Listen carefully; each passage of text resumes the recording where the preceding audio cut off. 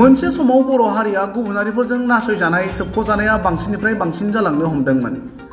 बे बिथिंखौ नोजोर होनानै बर'नि बोगदाद जोहोलाव लाइमोनफोरा ज' जानानै बर'फोरनि थामोनथा रैखाथिनि थाखाय आलादा बड'लेण्ड सोरजिनायनि थांखिजों इं 1986 मायथाइनि 3 अक्ट'बर अदेबानि दिनैनि सानाव बोखावजायै दरं जिल्ला आथिखाल उदालगुरि जिल्लानि सिङाव BSF एबा बड' सिकिउरिटि फर्स मुङै हाथियारजों सोमावसारनो बिग्रायारि आफाद दानाय जादोंमोन। उनाव BSF मुंखौ सोलायनानै Ndfb एबा national democratic front of Bodoland मुङै दाफामफिनना लादोंमोन। मख'नो गोनां बाथ्रा दि Ndfb आफादा गोलाव सम आखायाव हाथियार लानानै सोमावसारनायनि उनाव थांनाय 2020 मायथाइनि 27 जानुवारि खालाराव Ndfbजों लोगोसे एबसु, UBPO आरो भारत सरकारनि गेजेराव BTR गोजोन गोरोबथा जालाङो। नाथाय गोजोन गोरोबथानि उनावबो दासिम Ndfbनि आफादगिरि रन्जन दैमारिजों लोगोसे माखासे दैदेनगिरि आरो केडारफोरा जोबथेसालियावनो दं।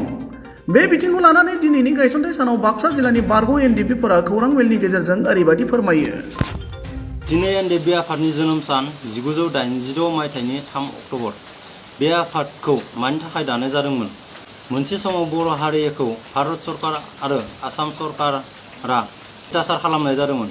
जेरै गिबियावनो क'क्राझार, बङाइगाव, बरपेटा, गहपुर दाब दाब जायगायाव अत्याचार खालामनाय जादोंमोन। बेनि थाखाय बर' हारिखौ रैखा खालामनो थाखाय बे नांनायनि गेजेरजों BSC, BTAD आरो BTR मोनदोंमोन। नाथाय बेयावबो बर' हारिया गोजोननाय मोनासै। दिनैसिमबो बर' हारिनि सायाव अत्याचार खालामबाय दङ। बेनि थाखाय बड'लेण्ड सोरजिनो थाखाय गासै Ndfbफोरखौ आरो बर' हारिखौ नांलांबाय थानो थाखाय बे प्रेस मिटनि गेजेरजों गासैखौबो खावलायहरनाय थाबाय। आरो लोगोसे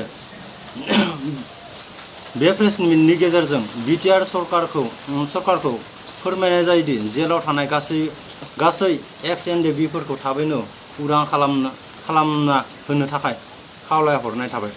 एसेनोसै Ndfb बाक्सा डिस्ट्रिक्ट बरमा। गोजोन्थों।